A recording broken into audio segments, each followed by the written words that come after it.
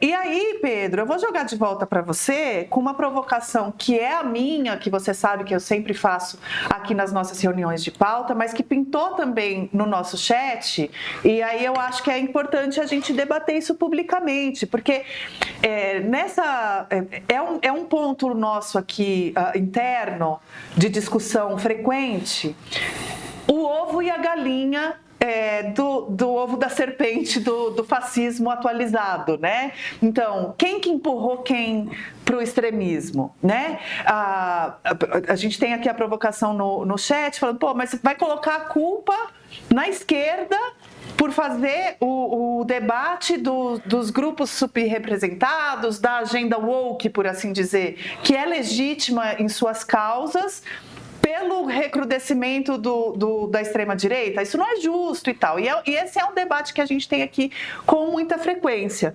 Por favor, antes de eu devolver... um adendo antes de você devolver para o Pedro, sobre esse que virou quase um boulevard do Black Lives Matter ali nos Estados Unidos. Eu acho muito forte essa decisão de tentar remover, né, o mural de lá, porque, na verdade, Washington, eu falei, é uma bolha progressista, sim, né? E, na verdade, ficou tão forte o movimento lá nos Estados Unidos e lá em Washington especificamente, porque o Trump usou, eu estava lá, ele usou bombas de efeito moral para dispersar manifestantes que estavam pacificamente na frente da Casa Branca, na esteira daqueles protestos no país inteiro sobre a morte do assassinato de George Floyd, para que ele pudesse cruzar, não sei se vocês vão lembrar, mas para que ele pudesse cruzar a praça a pé com uma Bíblia e fazer uma foto em frente a uma igreja que sim tinha sido depredada na noite anterior por manifestantes, segurando uma Bíblia na mão, que nada mais é do que uma foto que ele ia usar na campanha. Então, ele usou essas bombas de efeito moral, não é porque estava vendo algum tipo de depredação ou ameaça à Casa Branca, mas porque ele queria fazer um ato político na frente daquela praça. E aí, os protestos ganham uma dimensão grande em Washington, e aí aquele local passa a ser denominado Boulevard Black Lives Matter, com um escrito no chão, e eles mudam até o nome da rua naquele pedacinho ali do quarteirão em frente à Casa Branca. Mas para ver como é sempre uma questão de ação e reação. Então, assim, o protesto em Washington, ele era uma coisa pequena, perto de tudo que estava acontecendo no restante do país. O Trump foi lá e ele conseguiu incendiar, digamos assim, esse movimento e fazer ele ganhar muito mais força. E agora um local histórico que vai ter esse pedaço da história apagado. Pois é, e você vê, eu não morei nos Estados Unidos, mas eu estive em Washington no ano da campanha do Obama, numa bolsa que rolou com o Washington Post. Passei 2 semanas no Washington Post trabalhando, e minha reportagem foi sobre os brasileiros negros em Washington, porque a comunidade negra em Washington é muito forte. Eles são muito organizados, eles são numerosos e organizados e mobilizados. E os brasileiros negros que moravam lá tinham conseguido se adaptar e foram acolhidos por essa comunidade e estavam com uma expectativa enorme pela eleição do Obama. Então, eu fiz reportagem mostrando essa expectativa, né? Então, eu posso imaginar como a reação a isso foi imensa e organizada e vocal, e realmente o Trump botou gasolina na fogueira, né?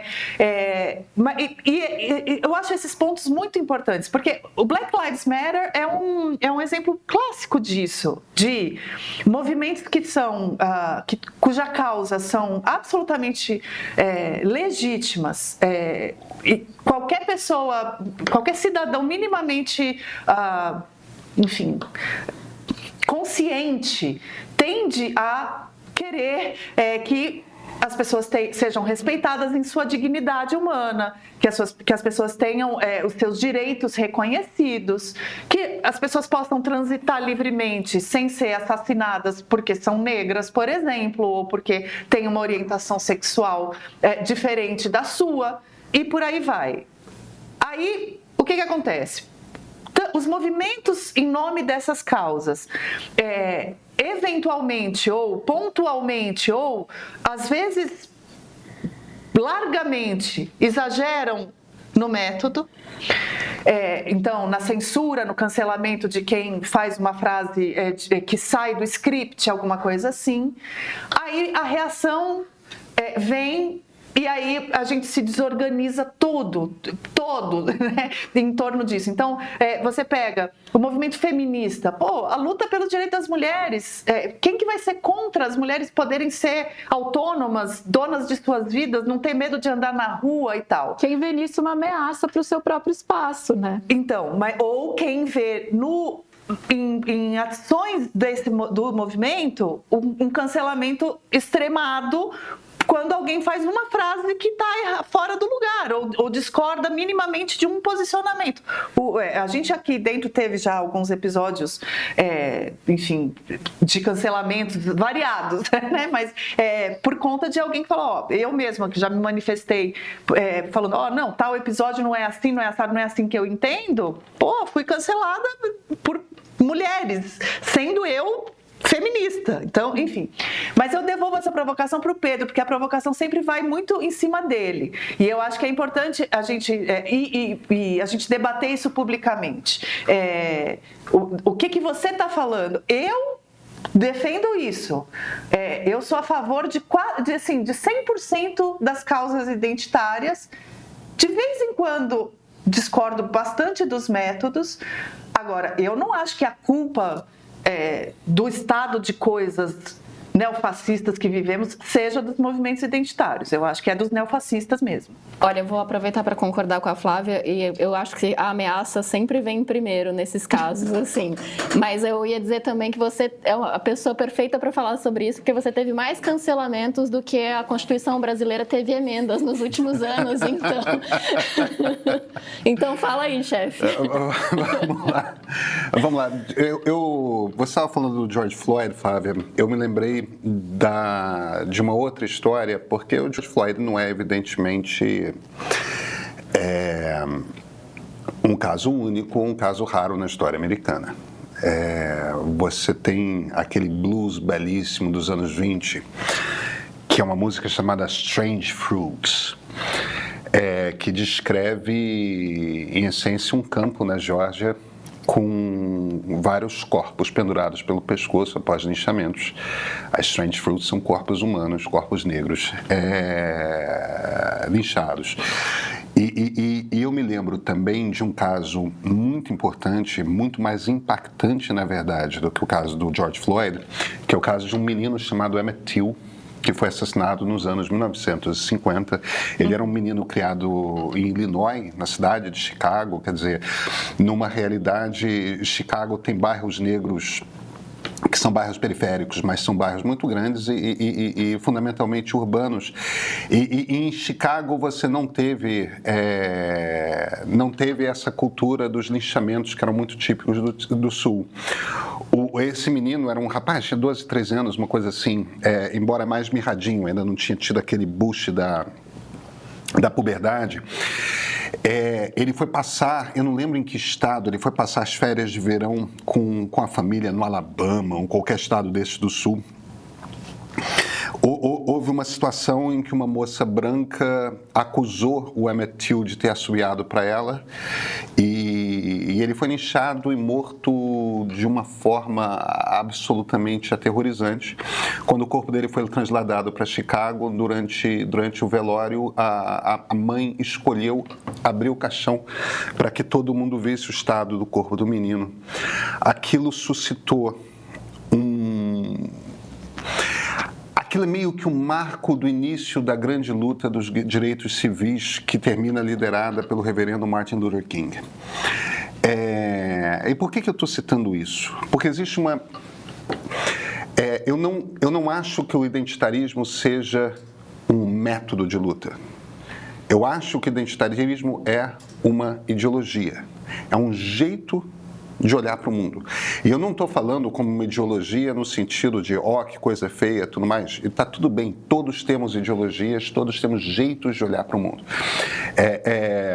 Uma coleção de princípios e ideias que meio que moldam a maneira de a gente compreender como que o mundo funciona. O reverendo Martin Luther King, ele era um homem liberal. E boa parte da luta dele, se você vai, eu poderia fazer um paralelo, um cara mais próximo da minha terra americana, de São Francisco, Harvey Milk, que foi nos anos 70 o primeiro vereador abertamente gay eleito na Câmara Municipal de São Francisco e que é um dos principais líderes do movimento LGBTQIA+, nos Estados Unidos.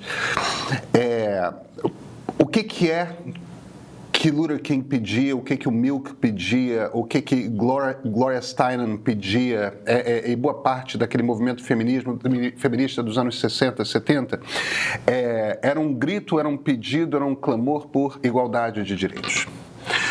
Por uma ideia fundamental, que é a ideia que norteia as democracias, de que todos devem ser iguais nos seus direitos.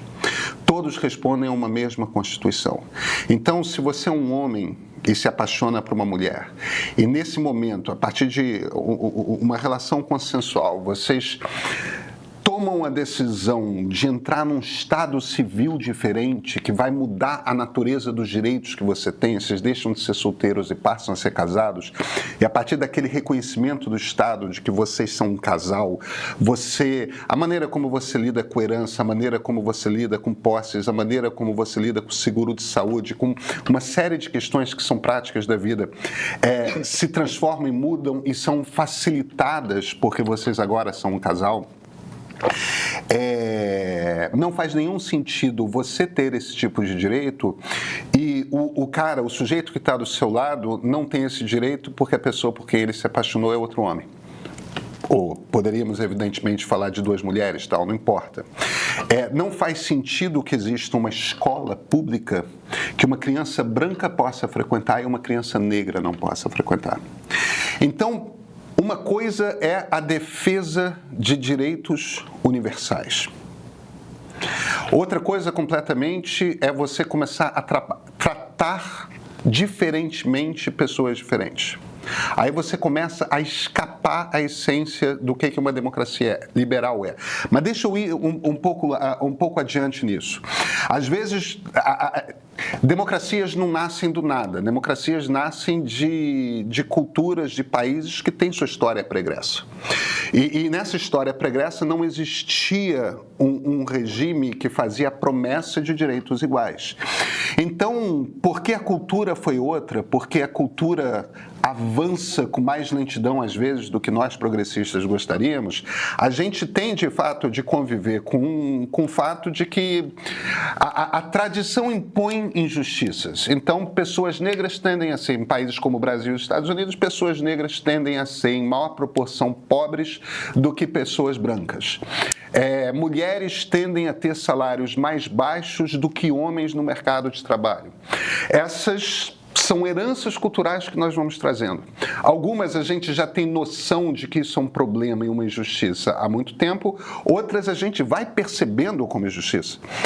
A questão, por exemplo, do movimento LGBTQIA+, era absolutamente natural, ainda no início dos anos 80, você olhar para um homossexual, para uma pessoa com uma outra orientação sexual como uma aberração. A coisa do movimento feminista a gente já vê como um problema desde os anos 50, 60. Então, entre você ter a consciência de que existe o problema e você começar a se mover na direção de mudar aquilo, demora um tempo. É da natureza, infelizmente, das sociedades. O progresso anda num ritmo que não é um ritmo revolucionário, não numa democracia. Então, é natural que você adote alguns tipos de política pública, como ação afirmativa, para você acelerar a mudança a partir do momento que já existe um consenso estabelecido de que essa injustiça precisa ser resolvida. Então, por exemplo, se crianças negras, vamos falar do Brasil que é mais fácil de repente como exemplo, se crianças negras costumam estudar em escolas públicas e o Estado ainda não resolveu o problema da qualidade do ensino público e por isso essas crianças tendem a não conseguir passar no vestibular que a criança da escola privada passa para uma universidade pública, faz sentido no nível da graduação você olhar, tudo bem, vamos estabelecer cotas? Cara, tem cotas radicais que eu defendo. Eu defendo você fazer uma cota de meio a meio na Câmara dos Deputados, homens e mulheres. Resolve pelo topo. Para com essa frescura de ficar impondo o número de candidaturas que os partidos fazem. Candidatura laranja. Será bom para o país se metade da Suprema Corte for composta por mulheres. Será bom para o país porque aumenta a diversidade de olhares se você tiver uma Câmara dos Deputados.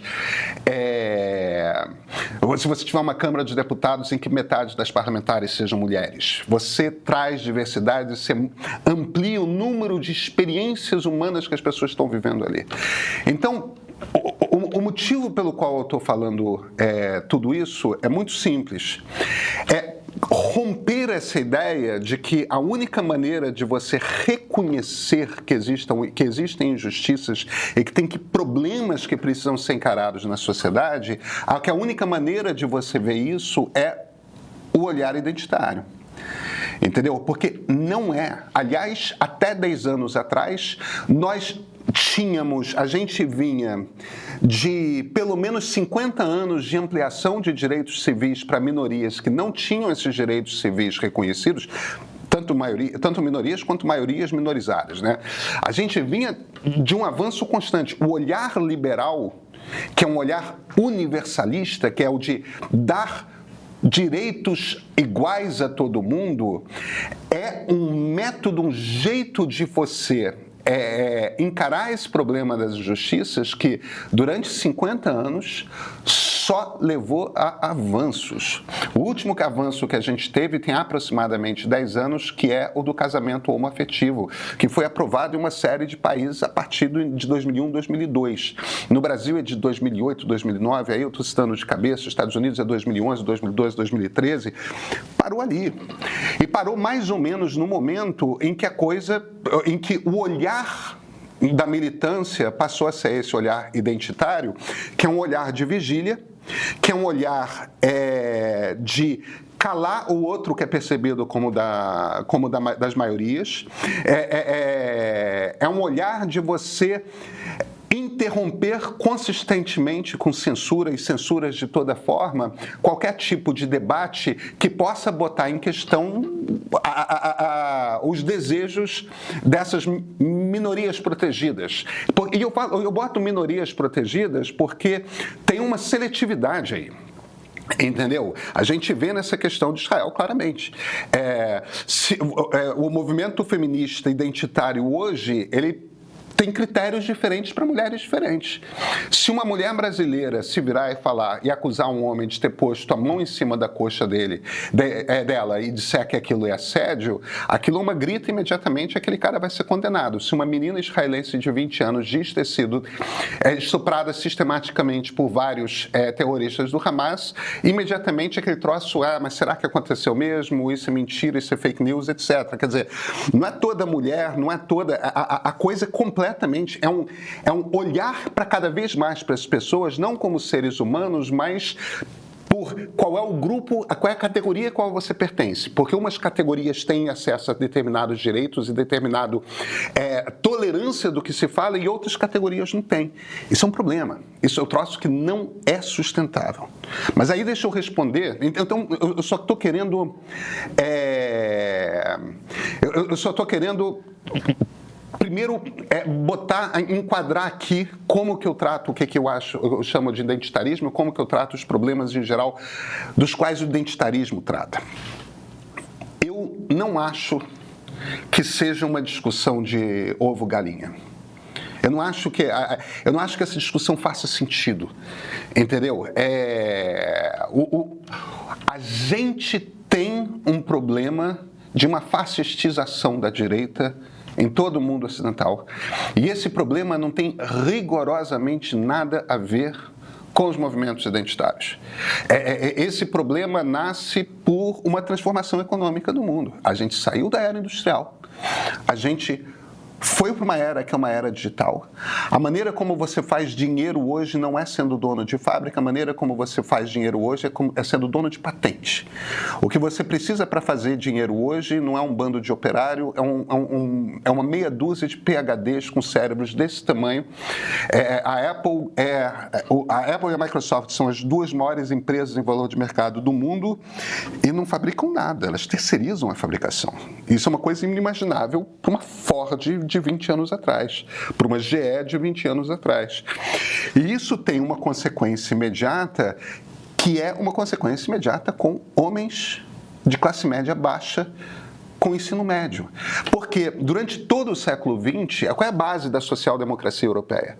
Durante todo o século XX, você teve uma imensidão de homens que eram operários em chão de fábrica e que ganhavam na Europa, nos Estados Unidos e mesmo em países como o Brasil, salários que os deixavam na classe média. Esse tipo de emprego para esse tipo de homem desapareceu. Com a imensa queda de renda e a imensa falta de perspectiva de futuro que esses homens passam a ter, esse problema, essa crise do homem com ensino médio e de classe média baixa, esse troço é uma porrada no soco, na boca do estômago da autoestima dessa turma. E os movimentos fascistizantes têm por natureza serem masculinos, serem violentos e falarem muito o tempo todo da autoestima de homens, principalmente homens jovens. A cama está armada. A cama está armada para eles caírem no discurso de demagogos de extrema-direita, principalmente dessa extrema-direita autoritária. O que é que o Trump faz? O que é que o Bolsonaro faz? É estimular o ego dessa turma o tempo todo. Deixa eu só encerrar aqui, deixa eu só fazer um último elo e eu passo para vocês. Aí acontece o discurso da esquerda nesse momento é o discurso de que o homem tem que ficar calado.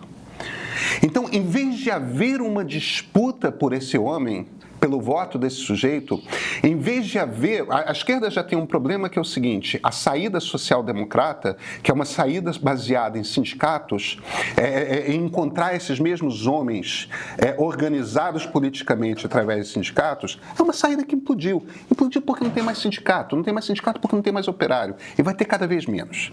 Então você já não tem a maneira tradicional da esquerda de se comunicar com essa pessoa. E aí você tem uma universalização desse discurso de esquerda em que o homem é o inimigo.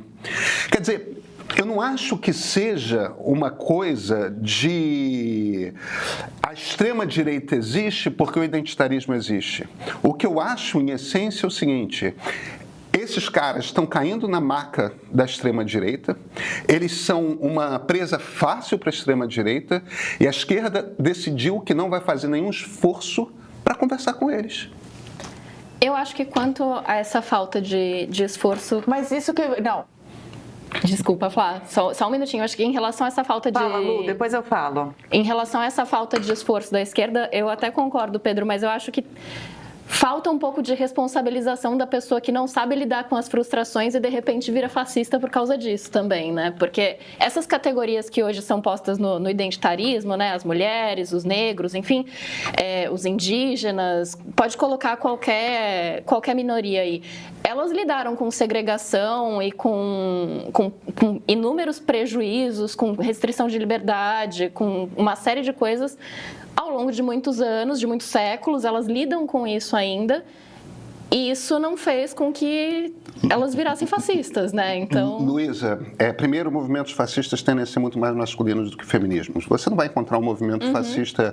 Porque, no fim das contas, o movimento fascista gosta do uniforme militar, gosta de uma arma, gosta... São todas instrumentos de afirmação masculina, não de afirmação feminina. Então, não é uma forma isso de não é lidar só uma com questão... qualquer frustração? De repente, você fala, vou botar um uniforme aqui... Luísa, eu acho bacana a coisa idealizada, cresça lide com a sua frustração, mas a gente não foge do fato de que no Brasil, na Argentina, nos Estados Unidos e tudo mais, o nível educacional de homens e mulheres está se distanciando desse nível e se dá principalmente em leitura e compreensão de texto.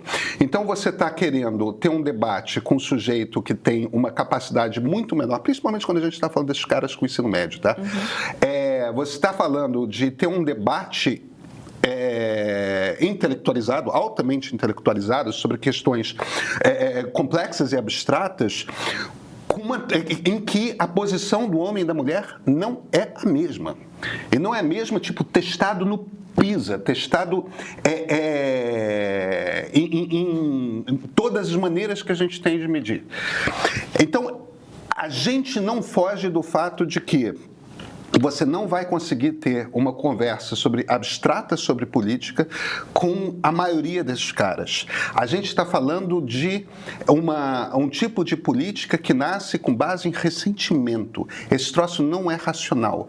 Isso é a dor, a humilhação que esses caras sentem. Eles se sentem menores, eles se sentem humilhados e dá uma lição de moral neles, que é a tendência que boa parte da esquerda hoje tende a fazer, é algo que reforça o ressentimento, entendeu? É o olhar condescendente, tudo mais. O mundo é o que o mundo é, entende? Condescendência, dizer, cresça e lide com as suas frustrações, não vai resolver o problema, vai jogar o cara mais pro braço do Bolsonaro, do Trump ou de quem for. Mas essa disparidade, ela não vem do identitarismo, né? Eu acho que essa que é a questão. Não acho que venha do identitarismo. Essa disparidade existe. Eu não acho que essa disparidade venha do identitarismo. Eu não acho que isso seja culpa do identitarismo. Eu acho que o identitarismo entra como uma peça nesse debate por outra via. O identitarismo faz com que a esquerda sequer tente falar com esse cara, que a esquerda sequer tente empatizar com esse cara, que a esquerda sequer pense em que tipo de política pública tem que ser feita para esse cara. Por quê? Porque esse cara é o problema, esse cara é o machista, esse cara é o assediador, esse cara é o estuprador em potencial, esse cara é a escória da sociedade. Entende? Esse cara é o fascista. Aí, desculpa, a gente pode estender esse debate por horas e horas e horas e horas e horas. O eleitor de gente como Trump e Bolsonaro é homem, é jovem, é periférico, e a esquerda não tenta falar com esse eleitor. Uhum. Quem tenta falar com esse eleitor, quem fala com esse eleitor, quem consegue... Então, agora, peraí. Pode ser. Não, então, para mim tem dois pontos muito contraditórios no que você falou.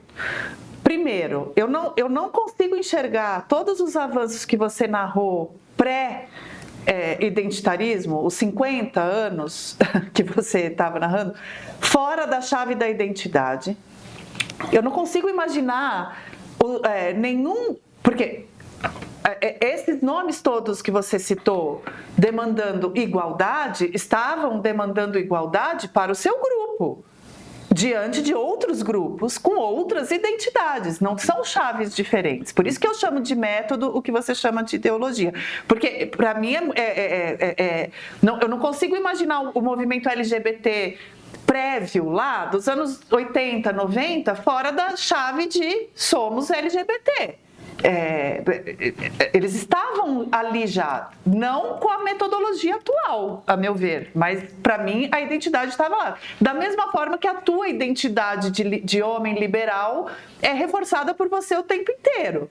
Da mesma forma como você vem reforçando em contraposição a identidade do homem de periferia, e toda a conversa política que a gente tem gira em torno de diferentes identidades. Isso é uma coisa que o Christian fala muito, e eu tendo a concordar com ele, que é, por exemplo, o governo federal precisa conversar mais com a mulher evangélica de periferia. Isso são três identidades, veja, pode ser multifacetado, mas não deixa de ser uma identidade. A identidade está ali. E a identidade, por exemplo, que você imprime na esquerda, homogeneizando a esquerda como uma chave só. É identitário também. Então, assim, o que me deixa inquieta nas nossas discussões é que a gente só está falando de diferentes identidades, na impressão que eu tenho.